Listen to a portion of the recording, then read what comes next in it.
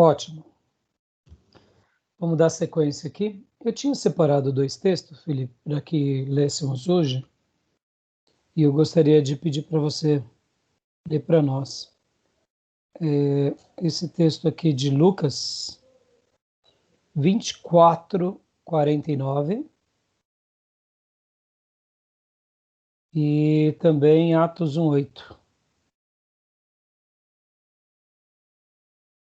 Lucas 24, 49 49. e Atos 1:8. Pode ler? Pode ler.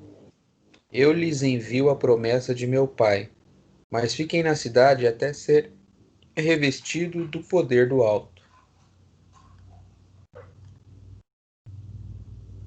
Joia. E Atos 1:8?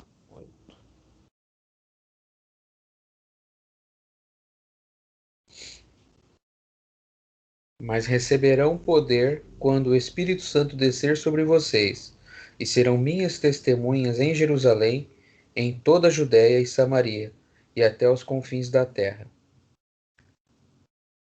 E queria deixar aqui uma citação, né, que o pastor José Rego do Nascimento coloca sobre a divina pessoa do Espírito Santo, que eu achei muito, muito lindo, essa situação de Gould, que diz assim: se cremos que o Espírito Santo é uma pessoa, tratemo-lo como a uma pessoa.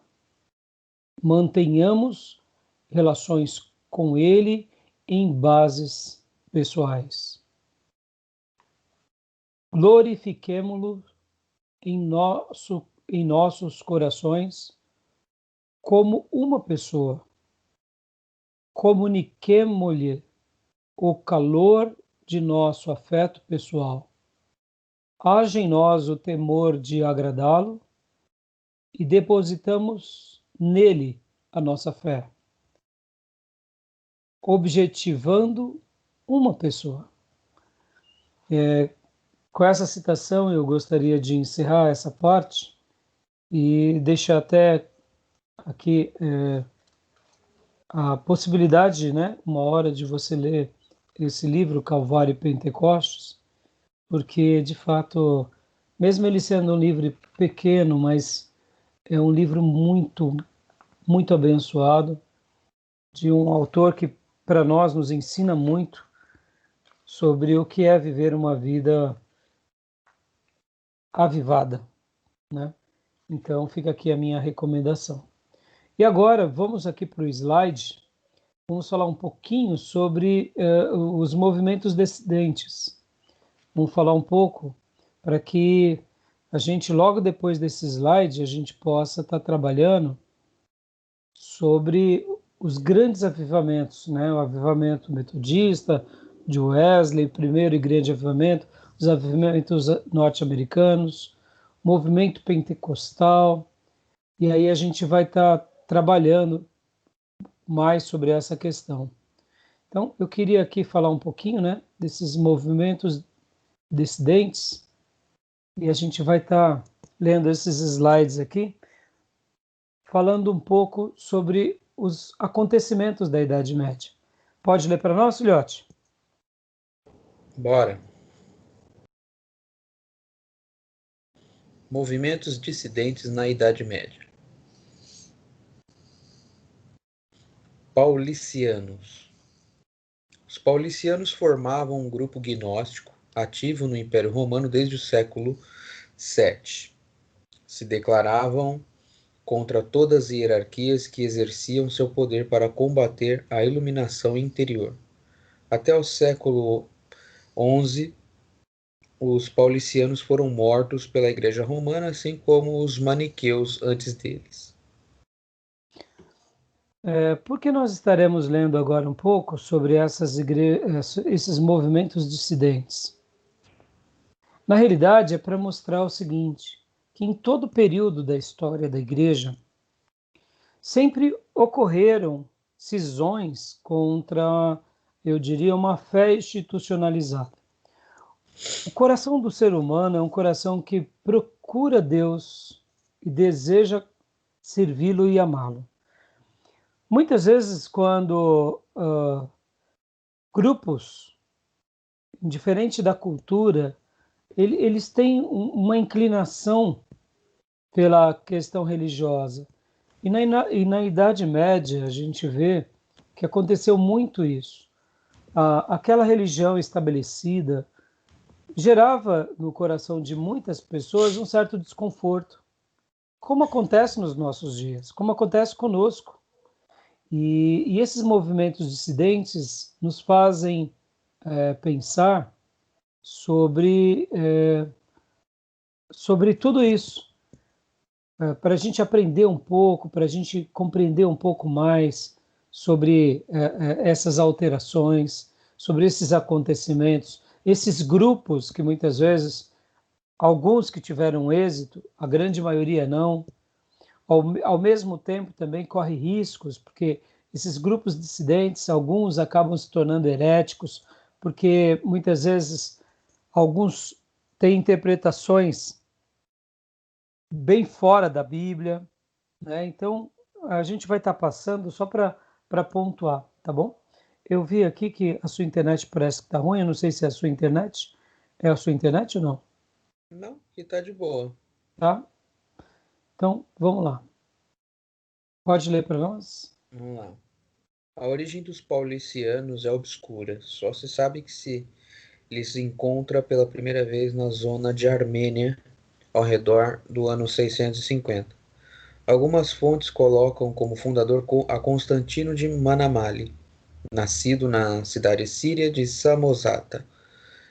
Nos primeiros anos da história dos paulicianos decorrem com um silêncio nas fontes. Suspeita-se que nessa época conseguiram uma audiência considerável na zona do Alto Eufrates e Anatólia Oriental.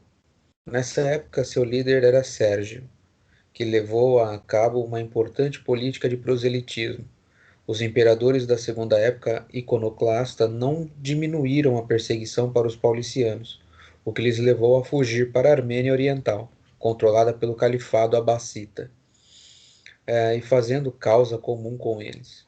É nesta época quando paulicianismo adquire o tom maniqueísta que, pelo que serão conhecidos, afirmavam que a matéria era obra de Satanás. Esse que é o problema de muitos grupos, por exemplo, né, que acabam sendo exilados. E havia um domínio, né, como você bem conhece na história da igreja, onde, por exemplo,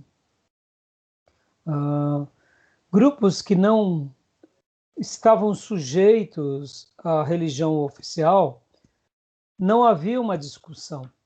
Esse é um ponto muito negativo na história da Idade Média e principalmente na liderança católica. Vou dar um parecer aqui.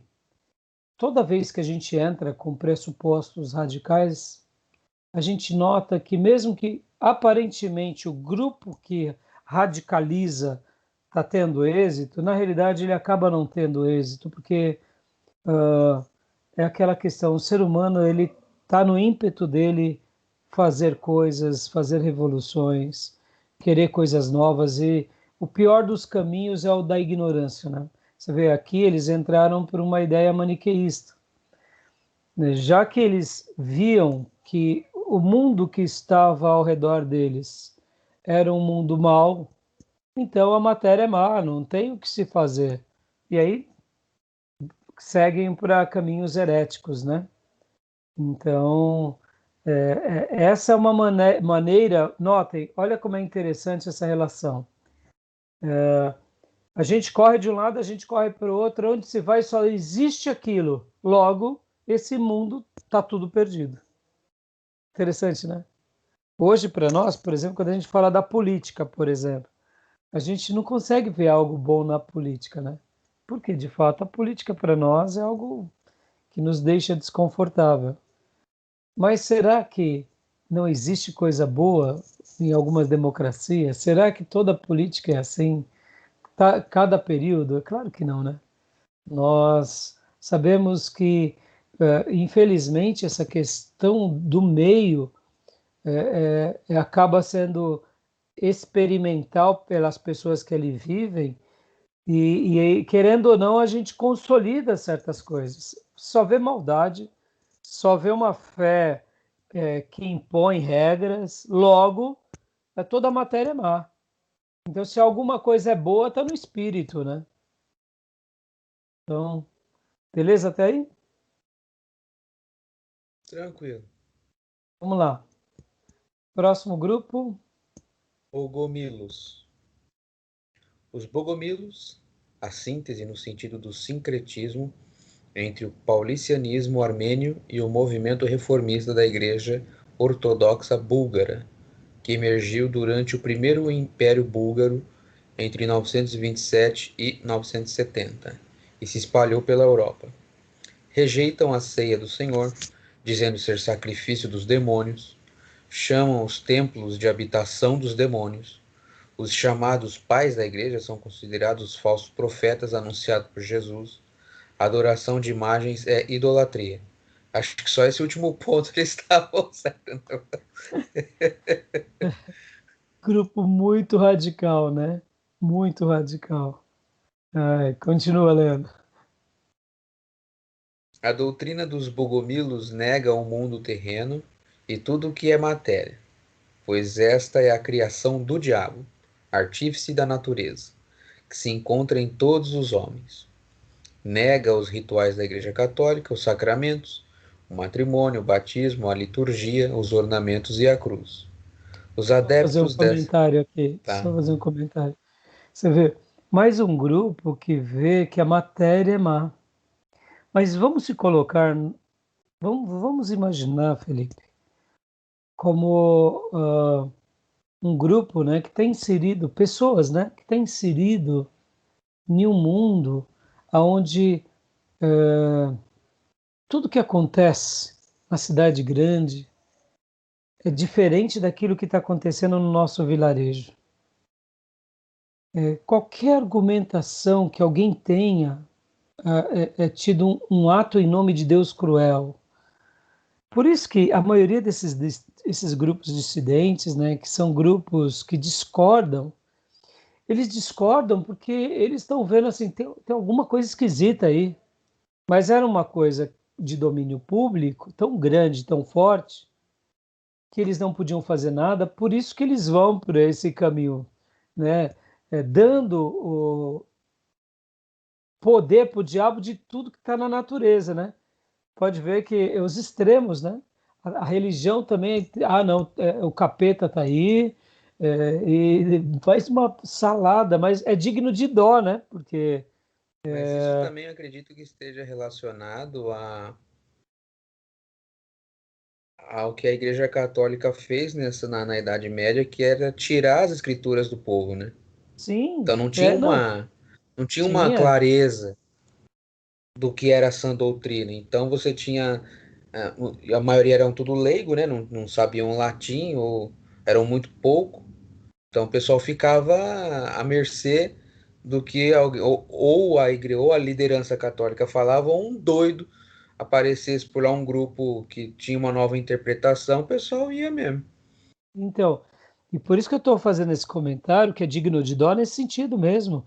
Porque vamos imaginar que nós fôssemos filhos de duas famílias, eu e você, que crescemos nesse contexto, aonde aqueles que dominam tanto o rei quanto a igreja são cruéis conosco. E a religião daquele Deus bom é uma religião que nos causa mal. Aquela ceia que eles comungam e falam que é o corpo de Cristo, que é um Deus de amor, não tem a ver com as práticas, então por isso que é tudo do capeta, né? E vão dando ao próprio inimigo um poder que o inimigo não tem. Olha como que é quando é roubado os ensinos de Deus, quando uma ignorância se estabelece numa cultura. Olha os efeitos danosos que acontecem, né? É por isso que o período da Idade Média, quando muitos chamam de Era das Trevas, acaba sendo forte a compreensão, porque gerou muita ignorância, né? Muita ignorância. Então, assim, a gente olha, né? Porque hoje nós estamos num contexto de liberdade, de democracia, mas esses dias, ou esses séculos, foi assim muito cruel. E pior ainda eram as cruzadas, né? Que pode ver que aí esse movimento nasce um pouquinho, nasce bem no meio das cruzadas. Então, esse grupo de repente olha e vê que, em nome de Cristo, quem não se convertesse àquela igreja católica era morto. Quer dizer, era muito cruel. Então, ó o perigo que é tirar a Bíblia das pessoas e também tirar a liberdade de expressão. Porque mesmo em outros contextos mundiais, mesmo que as religiões antigas fossem na nossa concepção errada, mas a gente pega, por exemplo, os gregos, os macedônios, eles levavam a discussão, eles davam liberdade ao pensamento. O ser humano, mesmo sem Deus, o ser humano sem Deus, ele pode não alcançar a salvação, mas o ser humano também, quando lhe é tirado o direito de argumentar, além de tudo, ele se torna rude e se torna muito animalesco a sua maneira de conduzir. Por exemplo, se a Igreja Católica, nesses dias de domínio, tivesse tido um pouco mais de padrão ético e moral, eles poderiam aprender com as culturas, por exemplo, gregas, a liberdade do diálogo, a grandeza do diálogo. É porque, de fato, a religião ela é opressora e manipuladora. E ensinar é dar uma arma poderosa na mão de pessoas que eu não quero que amanhã dispute o poder comigo, né? Por isso que a opressão e a ignorância estabelecida acaba sendo uma arma de quem governa muito útil, né?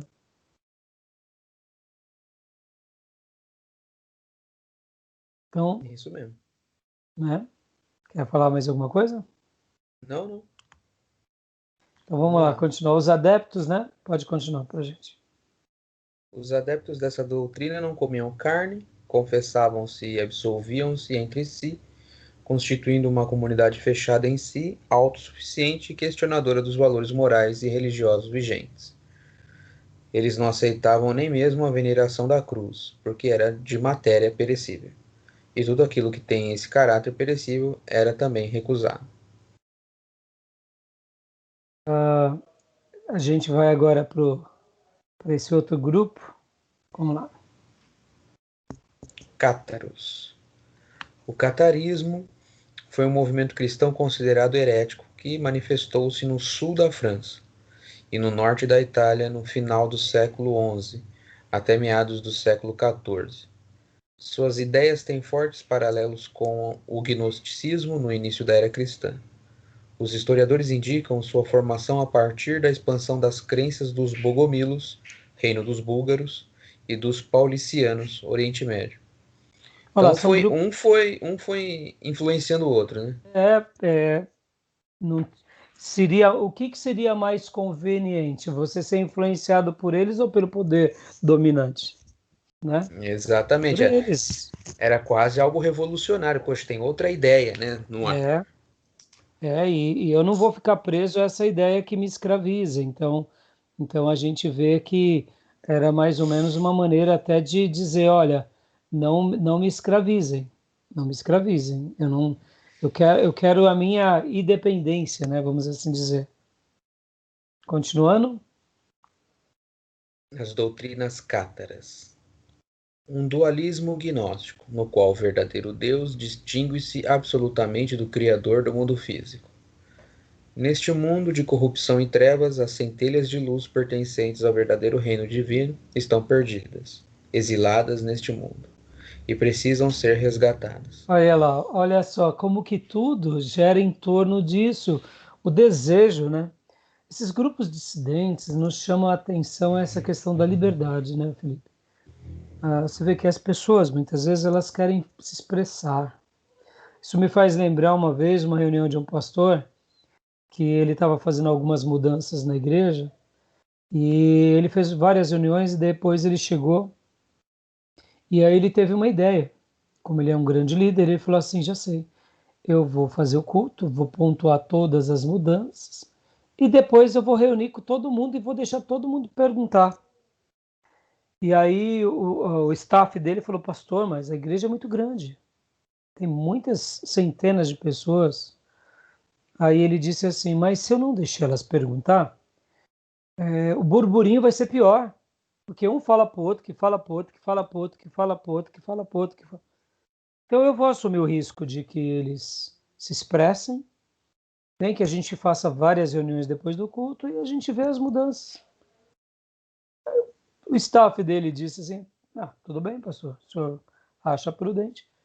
Quando o pastor abriu, então, a parte do questionamento, é natural que daquelas pessoas, nem todas levantaram as mãos, mas algumas levantaram as mãos, perguntaram, indagaram, tal, ele explicava. E outras, só de saberem que o pastor tinha dado essa oportunidade, já ficaram tranquilos, porque na realidade o desejo deles era poder simplesmente fazer uma pergunta: por que o senhor está fazendo isso? Eles queriam só ser ouvidos. Sabe esse senso de democracia? As pessoas muitas vezes só querem ser ouvidas. Não que o que elas têm a dizer, elas precisam ser consideradas, mas elas querem se expressar. Esses grupos dissidentes mostram que uma liderança arbitrária ou um movimento arbitrário que não dá o direito da dúvida, da pessoa se expressar, é sempre o pior caminho. É natural que em qualquer época, por exemplo, depois da Reforma Protestante, a gente vai estudar bastante a partir da semana que vem, mesmo os reformadores e os grupos que vêm depois dele se expressavam e alguns não pensavam como os outros. Normal. E aí o que acontecia? Se criavam então novos caminhos. Simples assim. Os caminhos que se criam têm que ser criados em harmonias. São pessoas inteligentes, são pessoas que querem muitas vezes arriscar. É o direito da dúvida, é o direito da iniciativa, né? Então faz parte da vida, né? Esses grupos, você vê, eles se exilam, né? Eles acabam tendo, porque eles não podem se expressar. Então por isso que um grupo alimenta o outro e uma ideia, tá vendo aquela ideia? Eu não penso assim, mas é interessante a sua, Aham. né? É bom o debate, né? Aí, no ponto 2, né? Ah, eles veem que existe alguma coisa de divino, mas precisa ser resgatado. Onde está isso?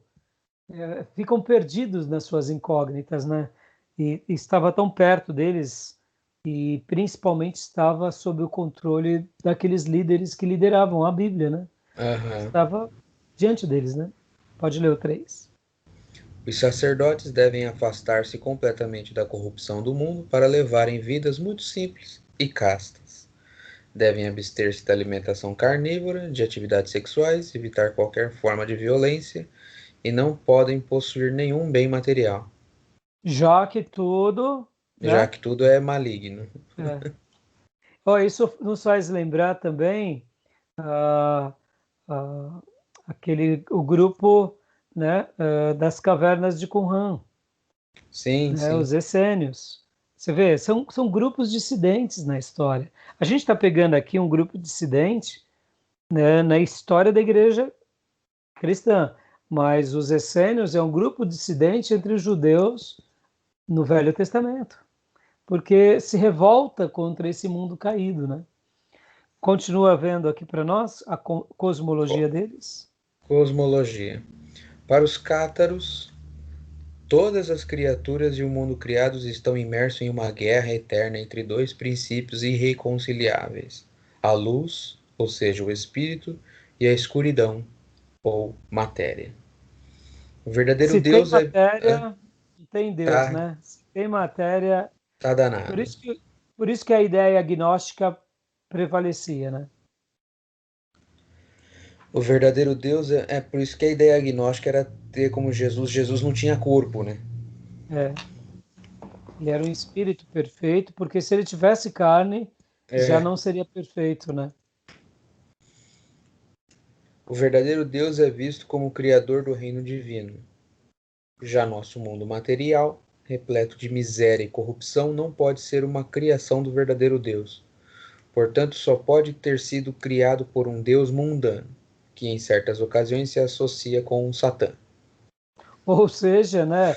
Você vê, parece tão estranho, mas como eu disse para você, vivendo naqueles dias, não tinha praticamente como você ver beleza numa cidade, numa religião, porque tudo isso tinha um lado mal que Sim. os prejudicava. E nota, prejudicava mesmo eles. Por isso que eles tinham que viver exilados. Então, como que eles iam atribuir algo bom, né? Ao mesmo tempo, os cátaros acreditam que há partículas do reino de Deus perdidas neste mundo e que elas precisam ser resgatadas. Salvação. É com o intuito de resgatar as centelhas divinas aprisionadas no mundo e nos homens que se organizam na terra a verdadeira Igreja de Cristo, a Igreja Cátara. Para isso, os cátaros precisam afastar-se, tanto quanto possível, deste mundo e de seus atributos, esforçando-se para se contaminar o mínimo possível com eles. Enquanto isso, a vontade de Deus se cumpre, com o rito do consolamentum. O cátaro é desligado do mundo e se liberta de sua influência nefasta. A partir de então, ele está livre para seguir o caminho das estrelas, o caminho de retorno ao reino divino. Quase um Senhor dos Anéis, isso aqui, né? É quase um Senhor dos Anéis, exatamente. E aqui essas figuras aqui registram um pouco essas histórias, Uhum. né? Aquelas ilustrações bem medievais, né? Que já é, na realidade, uma outra seria o que a religião oficial fazia com aqueles que eram considerados hereges, né? Uhum. Aqui, ó, vamos ver esses outros dois grupos. Pode ler. Petrobrucianos e henriquenses. Movimentos iniciados separadamente, mas que se uniram. Pedro de Bruá, sacerdote da Igreja Romana, século XII. Estuda o grande livro Pensadores. Abelardo, em 1104, torna-se um reformado no sul da França. É martirizado em 1126. Henrique de Lausanne, monge que se associa a Pedro de Bruys, depois de ativo e longo ministério, morre como mártir em 1148. Doutrinas. Doutrinas. Somente profissão de fé pessoal traz salvação. A cruz deve ser rejeitada na adoração desde que Cristo foi morto nela. Templos são desnecessários para a adoração de Deus. A transubstanciação e a observação da ceia do Senhor são práticas recusadas. As Escrituras são a única autoridade, sendo desprezados os pais da igreja e a tradição. Talvez nasça uma pergunta, né? Por que os pais da igreja e a tradição aqui são desprezados? Porque você tem que lembrar que os pais da igreja, eles eram citados no critério da tradição católica.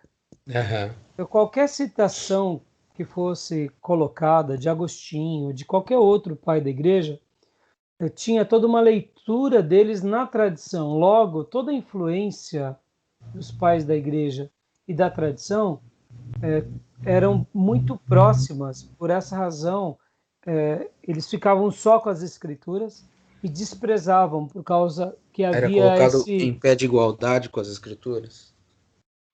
Pensa assim, vamos pegar aqui, por exemplo, Tertuliano. Vamos pegar, por exemplo, Crisóstomo e vamos pegar Agostinho. São pais da igreja. Sim. Mas quando nós lemos ele na época deles, porque uns vão viver ali por volta do ano cento e pouco, o outro pai da igreja vive por volta do ano 200 e pouco, 300, 400. Cada um vai ter os seus textos de acordo com o momento em que eles viviam. Então, quando você estuda os pais da igreja, você tem que estudar eles, por exemplo, avaliando o que eles enfrentavam. Sim. Cada contexto era diferente. Por quê? Porque eram cidades diferentes, eram dificuldades diferentes, a igreja passava por problemas diferentes. Então, vamos pegar, por exemplo, Crisóstomo. Crisóstomo, ele inclusive é conhecido como o Boca de Ouro, era um grande pregador. Ele foi um daqueles que destruiu na cidade do Efésio o templo de Diana. Ele conseguiu, juntamente com todos os irmãos dos seus dias, meios para que o templo de Diana fosse dizimado. Então, vamos pensar qual é a leitura da tradição católica sobre Crisóstomo. Então, de repente, ele é visto, Crisóstomo, como aquele que destrói as religiões ímpias, entendeu? E se Crisóstomo destruía, então a gente tem que destruir as mesquitas, tem que destruir as sinagogas, está entendendo a leitura? Olha que Tô. perigo. Então, a tradição da Igreja Católica naqueles dias ia falar o quê? Tá vendo? Tertuliano, se ele estivesse conosco, com os nossos generais, nos nossos cavalos, ele hastearia sua bandeira com a cruz e marcharia para destruir os ímpios. É um outro contexto. Eles pegam um contexto de um pai da igreja e aplicam. Por isso que eu quero acreditar, eu não sou proficiente sobre esse assunto, mas eu deduzo que esses grupos dissidentes, quando eles olhavam para a tradição e para os pais da igreja, a tradição você tem muita coisa errada e exagerada. A infabilidade papal, culto aos santos, tá. Mas os pais da igreja, na sua grande maioria, não sustentavam isso. Os pais da igreja não, eles na sua grande maioria, podia até ter uma inclinação um pouco errada sobre uma leitura aqui, outra colar. Podiam não acreditar, por exemplo, que tal livro não era sagrado, mas eles não eram heréticos, os pais da igreja. Pode ver que os pais da igreja vão ali até por volta do ano 500. Depois dos anos 500 já não é mais pai da igreja, aí já surge a figura do Papa, e já surge a figura desse bispo mais controlador, aí já nascem uma questão mais dogmática com relação à tradição. Então, os pais da igreja, mesmo que eles não fossem perfeitos e tivessem tido alguns erros, mas eles não eram muito tendenciosos a fugir de um ensino. Por exemplo, Agostinho tem uma obra muito grande que ele fala sobre a cidade dos homens e a cidade de Deus. Agostinho era um pensador, ele era um filósofo. O pano de fundo de Agostinho era de uma experiência que ele teve com outras religiões assim que ele literalmente ele mergulhou naquelas religiões. Quando ele se converte, então ele tenta explicar para aquelas pessoas das religiões que ele era que aquilo está errado. E aí ele começa então a traçar linhas, né? O que é a cidade de Deus? O que são a cidade dos homens?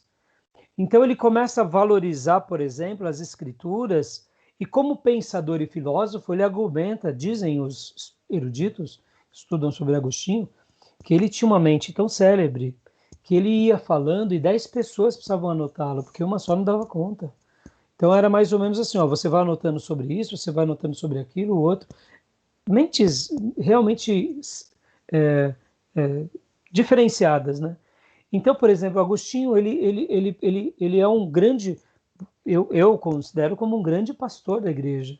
Ele tenta dar uma resposta contra os inimigos do evangelho, ele luta com as armas de Deus, ele não mata, ele usa argumento, ele usa a filosofia como uma ferramenta de lógica, mas ele usa a palavra, e ele resgata aquela fé pura, só que com uma reflexão muito apurada, porque ele era um pensador. E então o que acontece? Quando um padre, depois, né, nos próximos séculos, começa a citar Agostinho, começa a fazer uma leitura de Agostinho mais filosófica. Por exemplo, né, há uma citação que diz que Agostinho dizia que aquele que não ama a Deus como pai e a igreja como mãe, não entendeu o propósito de Deus. Ele está falando igreja mesmo, igreja local que ele pastoreava. A leitura católica é que ele estava falando que quem não ama a Deus como pai e a igreja como mãe, ele estava falando de Maria. Em nenhum momento ele cita Maria. Mas, acrescenta-se sobre ele uma palavra que ele não diz. É o que Se se eu digo que a percebe igreja é que mãe, é uma coisa. Se eu digo que a igreja é Maria, opa, é outra coisa. É que se percebe que a Igreja Católica ela foi interpretando os pais da Igreja segundo a sua é, Cosmovisão. cosmovisão e com relação à sua. Poxa, me fugiu a palavra. Sobre as suas doutrinas, né? A palavra seria sobre o seu dogmaticismo, seus Mas dogmas. me fugiu a palavra. Ah, Bom, enfim, bom, eles se aproveitavam de uma fala, ou de um estudo, ou de um uhum, pensamento que fosse de acordo com aquilo que eles queriam fazer. Vamos supor, eu quero conquistar Jerusalém, como foi no caso das Cruzadas. O pai da igreja foi assim, então nós temos que ser assim. Então, exatamente. É. Por então isso se era que bom eu, para eles, eles interpretavam da maneira deles. Tanto faz o que diz as Escrituras e o que ensinou Jesus. O importante é eles conseguirem o intento deles, né? exatamente, por essa razão que esses grupos, eles só consideravam as escrituras. E quando eles olhavam para os pais, eles já tinham o quê? Uma pré-leitura desses pais. Não pelo que eles disseram, mas porque eles aprenderam do que os outros diziam a respeito dele, né? Então, é isso aí. Vamos continuar aqui? Vamos lá. Valdenses. Iniciou-se com Pedro Valdo de Lyon, no fim do século XII. ênfase no ensino das Escrituras, aceitação no sul da França, na Itália, Espanha e Vale do Reno, excomungados em 1184 no Concílio de Latrão. 2 sínodos tentam impedir o movimento proibindo a leitura da Bíblia na língua do povo. Olha só, você vê que mais um grupo, só que esse grupo aqui ele já tem uma nuance a mais escriturística. Eles são excomungados, eles já são expulsos, né? Vamos ler um pouco a respeito deles, as suas doutrinas. Escrituras como única autoridade, necessidade do batismo de crentes, negação da autoridade da Igreja Romana, não aceitação do purgatório e da oração dos santos, inconsistência da transubstanciação, pregadores sem imposição de mãos, ordenação, recusa da confissão canônica, rejeição de juramentos e guerra, pacifismo. Eles já eram grupos, essa é uma imagem dele, né? É o que se, Uma estátua, né? o que se percebe é que lentamente vai surgindo grupos que retornam à prática das escrituras, né? Exatamente, Felipe, exatamente. Você vê que você já deve ter ouvido falar sobre os anabatistas. Sim, Alguns batistas, nossos irmãos batistas, vão falar que nós somos frutos dos anabatistas e os anabatistas nascem por volta desses dias dos valdenses. Ou outros vão falar que eram antes desses grupos dissidentes para mostrar que os batistas eles são mais antigos do que tudo. E tem uma minoria que fala que, inclusive, João Batista é criador dos batistas. Aí não precisa nem comentar. Para sustentar que a gente é a denominação mais antiga. Como se isso fosse trazer para nós um valor na nossa vida espiritual, né? Mas por que eu estou falando tudo isso? Os próprios anabatistas, eles também, por serem um grupo que vivia debaixo de uma certa excomungação, eles não eram aceitos, eles viviam foragidos, eles também eram grupos que praticavam a sua fé em Deus, batizavam o anabatista, no grego aná é de novo, né? Então eles se batizavam de novo, por isso que é anabatista, é um novo batismo. Mas eles também, por viverem esses enclausuramentos, eles tinham heresias assim horrorosas. Porque imagina, você está vivendo numa região, vem uma perseguição, mata quase todo mundo, sobra algumas famílias, vai para outra região, que também cresce, depois são perseguidos. Eram pessoas que não tinham muito conhecimento, quando pegavam a Bíblia, não sabiam lê-la direito, interpretá-la direito, criavam heresias. Mas em meio a tudo isso, em meio a todas essas frentes, a gente vê o quê? Uma atuação de Deus, sempre trazendo as pessoas a um desejo, que é o desejo de conhecer a Deus e de se aproximar à palavra de Deus. Então, o que isso representa? Isso representa que o Espírito Santo trabalha o tempo todo. Mesmo que os nossos olhos estejam vendo que em toda a matéria só há mal, o Espírito Santo está trabalhando para mudar esse panorama, né? Então, esses grupos dissidentes mostram isso. Vamos ver agora aqui, John Wycliffe. John Wycliffe, 1320. 31 de dezembro de 1384. Foi professor na Universidade de Oxford, teólogo e reformador religioso inglês, considerado precursor das reformas religiosas, que sacudiram a Europa nos séculos XV e XVI, deve ser, né, pastor? Isso, 15 e 16. Trabalhou na primeira tradução da Bíblia para o idioma inglês, que ficou conhecida como Bíblia de Wycliffe. Ou melhor, eu acho. Isso aí, 15 e 16. Tá. Agora, vamos lá, doutrinas. Tinha a Bíblia como regra de fé e prática, contrário aos sacramentos, batismo infantil, confissão. Pregava a pobreza apostólica, contrário ao papado. Seus seguidores foram os Lollardos. Joia. Olha ele aqui, John Wycliffe. Ele expondo, né? Pregando. Aqui possivelmente um texto dele. Eram obras de arte os textos, né? Sim, sim. A imprensa ainda não existia, né? Uhum. Arnaldo de Brescia. Levanta-se contra o papado no norte da Itália. Foge da Itália em 1139. Em 1145 lidera movimento popular que expulsa o Papa, desejando a restauração da antiga República Romana. 10 anos mais tarde é martirizado. Seus seguidores são conhecidos como Homens Pobres da Lombardia. Doutrinas: sistema católico considerado ineficaz. A água do batismo não traz perdão. Pode ver, todos esses grupos querendo algo, sempre tentando restaurar a Bíblia, negando aquelas tradições. Ou Uhum. seja, né, filho, a gente vê uma coisa, uma frase, né, que eu, certa ocasião, ouvi. A Igreja de Jesus, ela é uma igreja triunfante. Mesmo que venham períodos de trevas, períodos de escuridão, a igreja, ela está sob o controle do Espírito Santo. Ela é triunfante, porque com todos esses pequenos detalhes que a gente está vendo, é claro que aqui são muitos anos, muitas décadas, muita lágrima, muito sangue, mas a Igreja de Jesus, ela sempre prevalece.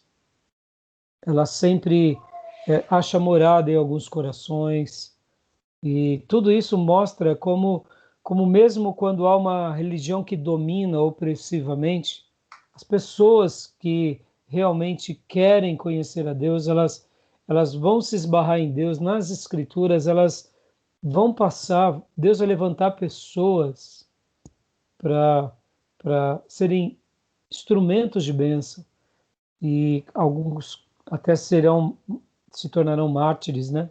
Mas a gente fica encantado de ver como Deus trabalha na história, como Deus trabalha no mundo, mesmo num sistema caótico e corrompido, né? João de Wesel. Coloca as Escrituras como autoridade final no cristianismo, rejeita as pretensões sacerdotais do controle da salvação, nega a doutrina da transubstanciação. Preso em Mainz, morre em 1482.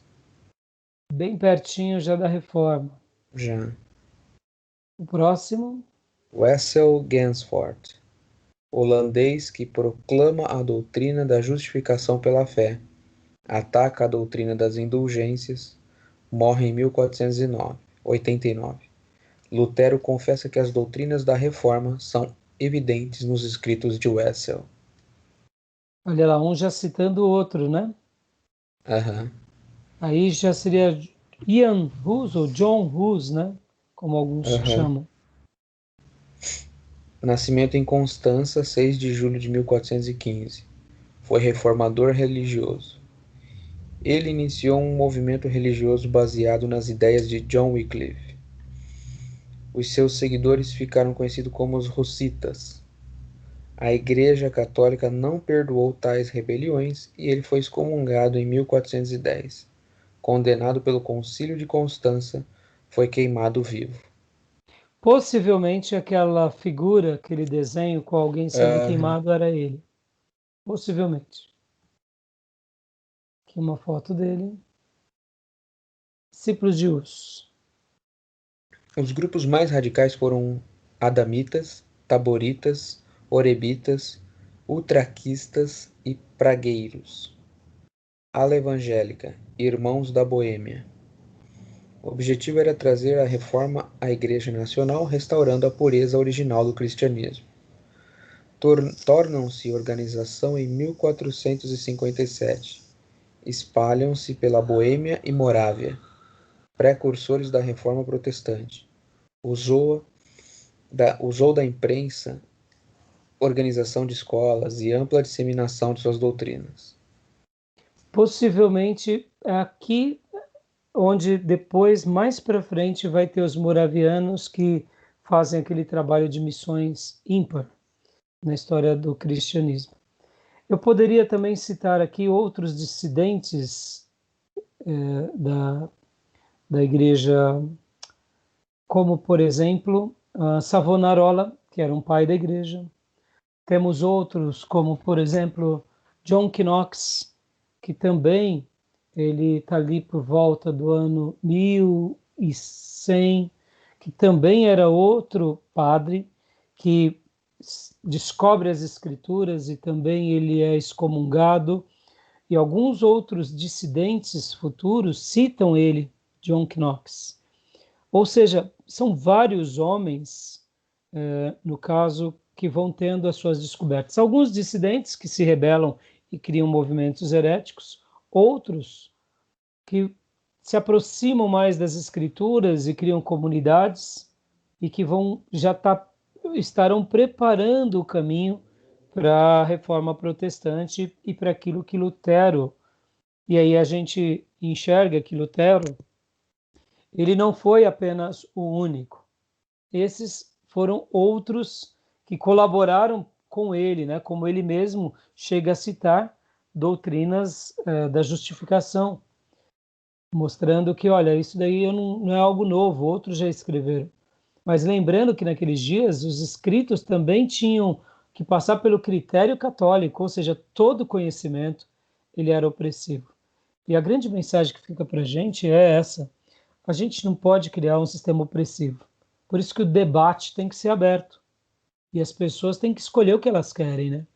E depois que escolherem, que sigam os caminhos.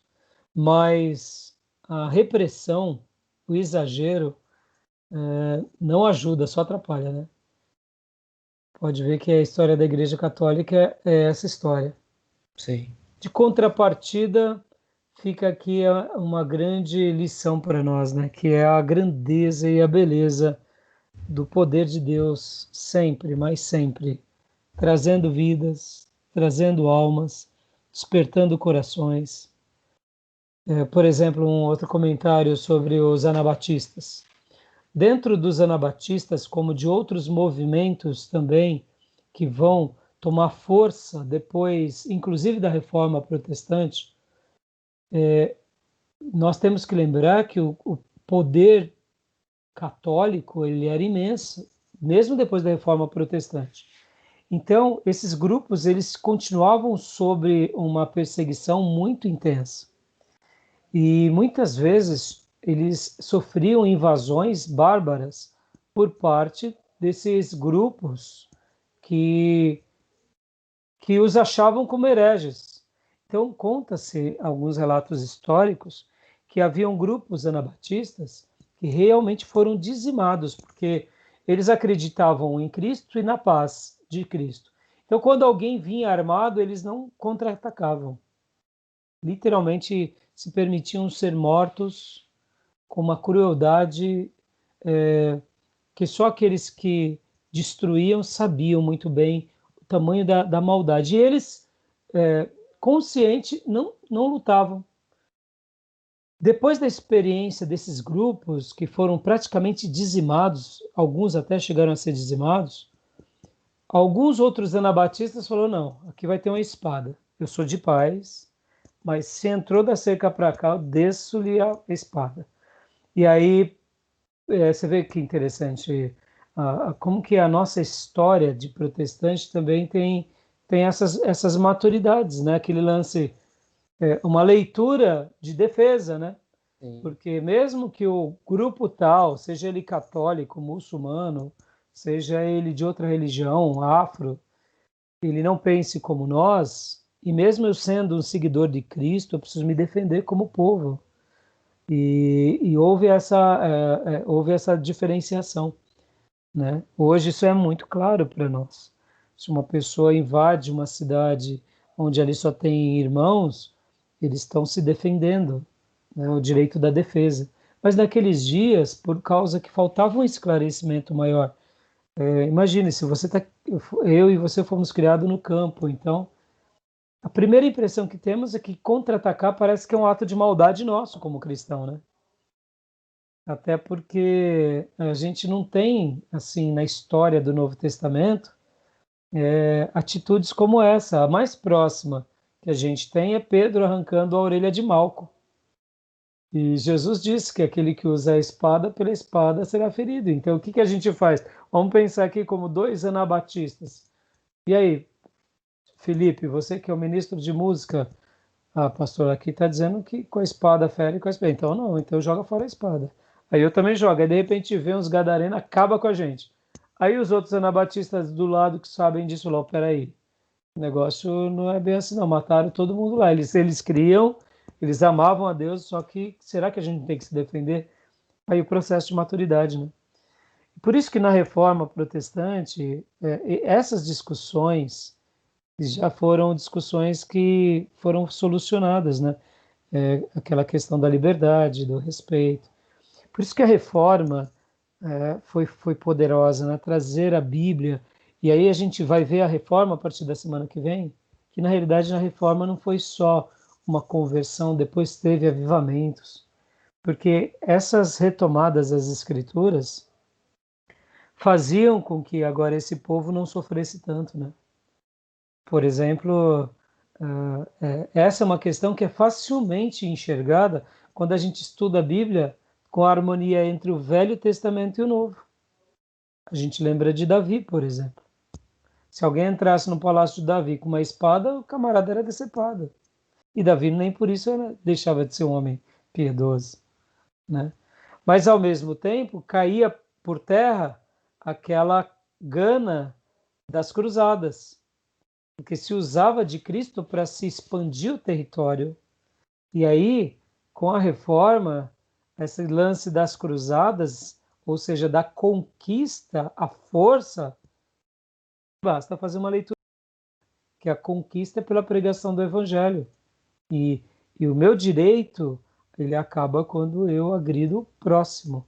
Então eu tenho que conviver com o muçulmano, eu tenho que conviver com o judeu, eu tenho que conviver com qualquer religião. Então você vê como que a reforma protestante foi singular e como que os avivamentos também deram mais clareza para que chegássemos a essa compreensão tão, eu diria, civilizada que temos, né, do Ocidente, né? Claro, civilizada desde que queiramos também, né? Tá bom, filhote? Tranquilo? Beleza, pastor. Na partir da semana que vem a gente já vai para os avivamentos metodistas, aí a gente vai trabalhar um pouco mais, a gente não vai trabalhar na reforma propriamente dito, porque É. isso pertence à matéria, né, da história da igreja. Mas aí a gente, sabendo da história, você já teve a história da igreja, não? Já. Então, na reforma, a gente sabe que, além da evangelização, da propagação, também teve um avivamento poderoso. Dizem que Genebra, nos dias de Calvino, era como se fosse um- uma igreja primitiva. Foi o retorno àqueles dias da igreja primitiva. Eu acredito que deve ter sido bem próximo disso mesmo. Tanto Genebra quanto os outros países que aceitaram a reforma e se entregaram. E então, aí, passando por isso, tendo em vista que isso a gente já vai dar como matéria dada, a gente vai entrar nos avivamentos de Wesley, de Whitefield e tal, porque Certo. agora faltam mais 5 aulas que a gente vai pontuar até chegar no livro-texto. Tá bom. Beleza, meu irmão? Beleza. Então, que Deus te abençoe. Qualquer dúvida, estamos aí. Tá ok. Bom, eu só vou encerrar a gravação aqui, depois a gente proseia mais um pouquinho, tá bom? Fica aí na linha. Deus abençoe. Amém.